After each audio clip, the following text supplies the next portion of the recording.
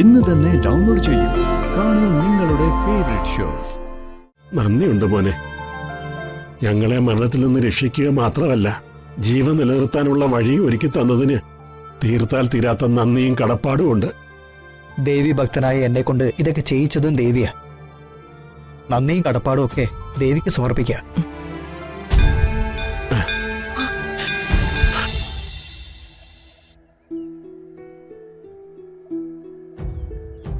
ക്ഷേത്ര committee secretary വരുന്നുണ്ടാ.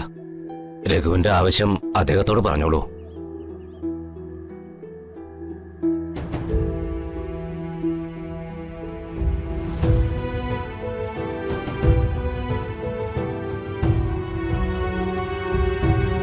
ചെല്ലു.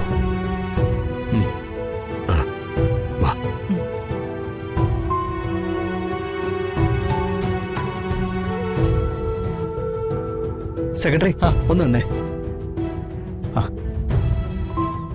സുഖാണോ? അങ്ങനെ പോകുന്നു. എന്താ രഘു, മടങ്ങുന്നില്ലേ? മടങ്ങും. അതിനു മുമ്പ് കുറച്ച് കാര്യങ്ങളും കൂടിയുണ്ട്. ആരാ ഇവരൊക്കെ? മാധവനും ചന്ദ്രികയും എൻ്റെ ഏറ്റവും അടുത്ത പരിചയക്കാരാ. ഇദ്ദേഹം ഈ ക്ഷേത്ര കമ്മിറ്റി സെക്രട്ടറിയാ. നമസ്കാരം. രഘു ഞങ്ങളുടെയൊക്കെ ഏറ്റവും അടുത്ത ആളാ. എല്ലാ മാസവും ക്ഷേത്രത്തിൽ മുടങ്ങാതെ എത്തുന്ന തികഞ്ഞൊരു ഭക്തനാ. സാറേ, ഇവര് എന്തെങ്കിലും തൊഴിൽ തേടി ഇറങ്ങിയതാ. ഈ ക്ഷേത്രത്തില് എന്തെങ്കിലും ഒരു പണി തരപ്പെടുത്തി കൊടുത്താൽ വലിയ ഉപകാരമായിരിക്കും സാറേ. കലപ്പയ്ക്ക് കൊഴുവില്ലെങ്കിൽ മേലെ കണ്ടം കൊണ്ട് പൂട്ടി ഒരുക്കണം എന്ന് പറഞ്ഞതുപോലെ തന്റെ ഈ ആവശ്യം. ക്ഷേത്രത്തിലെ അവസ്ഥയൊക്കെ തനിക്ക് നന്നായിട്ട് അറിയാലോ. വരുമാനം തീരെ കുറവാ. പലപ്പോഴും സ്വന്തം കീശയിലെ കാശുകൊണ്ടാ ക്ഷേത്രത്തിലെ നിത്യനിദാന ചെലവുകൾ പോലും നടത്തിപ്പോരുന്നത്. ദേവിയുടെ കാര്യങ്ങൾക്ക് മുടക്കം വരുത്തരുതല്ലോ. പിന്നെ എവിടുന്ന് എടുത്തിട്ടാ രണ്ടുപേർക്ക് തൊഴിൽ കൂടി കൊടുക്കുന്നത്?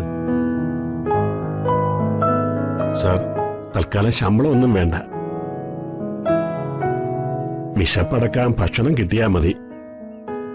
ക്ഷേത്രത്തിലേക്ക് ആവശ്യമുള്ള എന്ത് പണിയും ചെയ്തോളാം. ഞങ്ങള് ദേവി ഭക്തരാ സാറേ. വയസ്സുകാലത്ത് ദേവിക്ക് വേണ്ടി എന്തെങ്കിലും സേവനം ചെയ്യാൻ കഴിഞ്ഞ അതൊരു പുണ്യാവുമല്ലോ. മറ്റെന്തെങ്കിലും ഒരു തൊഴിൽ തരപ്പെടുത്തും വരെ ഇവർക്കിവിടെ കഴിയാൻ അനുവാദം കൊടുക്കണം സാർ. ഈ ക്ഷേത്രത്തിലേക്ക് വേണ്ട സംഭാവനകളും വഴിപാടുകളും ഒക്കെ മുടങ്ങാതെ നടത്തുന്ന ഒരു ഭക്തനായ രഘു. അയാളൊരു കാര്യം പറഞ്ഞ തള്ളാനും വയ്യ കൊള്ളാനും വയ്യാത്ത അവസ്ഥയിലാ. തൽക്കാലം ഭക്തരുടെ വാഹനങ്ങൾ സൗകര്യപ്രദമായി പാർക്ക് ചെയ്യിക്കുന്ന ചുമതല മാധവൻ ചെയ്യട്ടെ. ശരി സാർ. ക്ഷേത്രവും പരിസരവും വൃത്തിയാക്കുക, മാല കെട്ടുക, പൂജാപാത്രങ്ങൾ തേച്ച് വൃത്തിയാക്കുക എന്നീ ജോലികൾ ചന്ദ്രികാമ്മയും ചെയ്യട്ടെ. ക്ഷേത്രത്തിലെ പടച്ചോറും മറ്റ് നിവേദ്യ സാധനങ്ങളും ഭക്ഷണമായും കിട്ടുമല്ലോ. പിന്നെ രഘു. എന്താ സാർ? ക്ഷേത്രവും പരിസരവും പിന്നെ ഈ നാട്ടു രീതികളും ഒക്കെ ഇവരെ പറഞ്ഞ് മനസ്സിലാക്കുക. ശരി സാർ. ശരിയെന്നാ. തൽക്കാലം ഇങ്ങനെ പോട്ടെ. പിന്നെ ഇതിനേക്കാൾ നല്ലൊരു വഴി ദൈവം തന്നെ കാണിച്ചു തരും. നന്ദിയുണ്ട് മോനെ. ഞങ്ങളെ മരണത്തിൽ നിന്ന് രക്ഷിക്കുക മാത്രമല്ല, ജീവൻ നിലനിർത്താനുള്ള വഴി ഒരുക്കി തന്നതിന് തീർത്താൽ തീരാത്ത നന്ദിയും കടപ്പാടും ഉണ്ട്. ദേവി ഭക്തനായ എന്നെ കൊണ്ട് ഇതൊക്കെ ചെയ്യിച്ചതും ദേവിയാ. നന്ദിയും കടപ്പാടും ഒക്കെ ദേവിക്ക് സമർപ്പിക്കുക.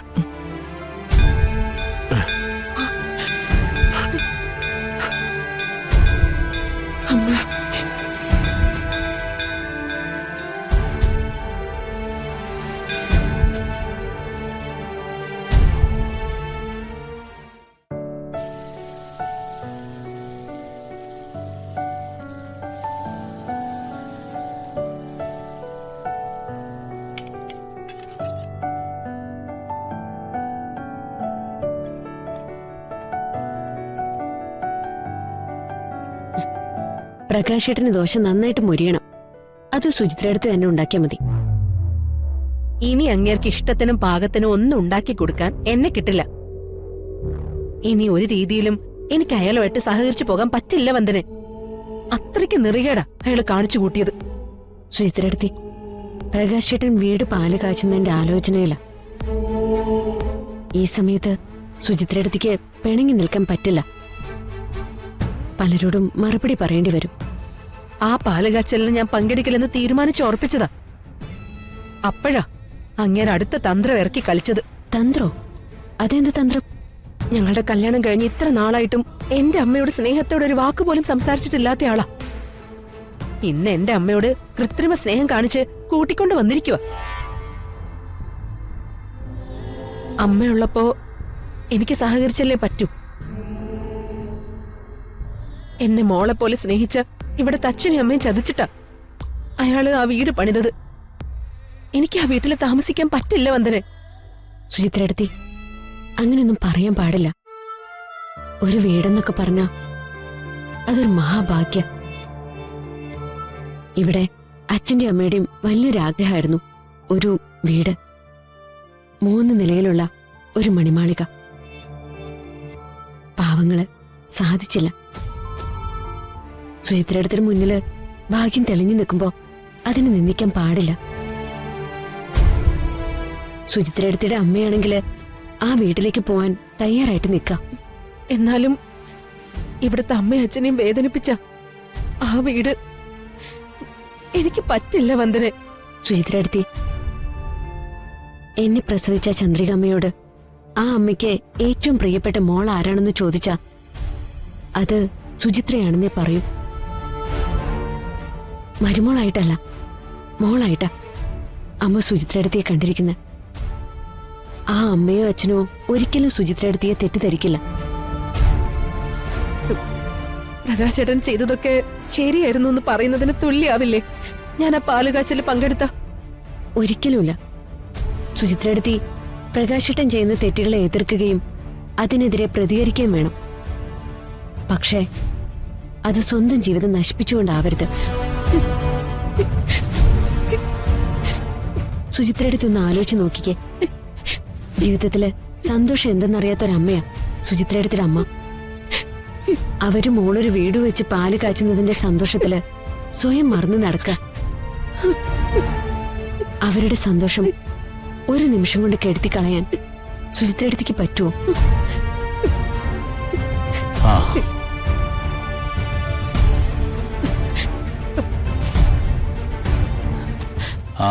വന്ദനെ, ഇന്ന് കുറച്ച് നേരത്തെ കടയിലേക്ക് പോകണം. കുറച്ചധികം ഓർഡറുകളുണ്ട്. കൊള്ളാം. സുചിത്രേച്ചി ഇതുവരെ കരച്ചിൽ നിർത്തിയില്ലേ? സുചിത്രേച്ചി, അച്ഛനും അമ്മയ്ക്കും ഒന്നും പറ്റിയിട്ടില്ല. അങ്ങനെയായിരുന്നെങ്കിൽ എപ്പോഴേ വിവരം കിട്ടിയാനെ. അവരെ വൈകാതെ കണ്ടുപിടിക്കും. ഈ കരച്ചിലൊന്ന് നിർത്ത്. പ്രകാശേട്ടൻ വെക്കുന്ന വീടിന്റെ പാലുകാച്ചൽ ചടങ്ങിന് പോവില്ലെന്നാ സുചിത്രയടുത്ത് പറയുന്നത്. ഓഹോ, ഇപ്പൊ അങ്ങനെയായോ? മാനത്തെ കൊട്ടാ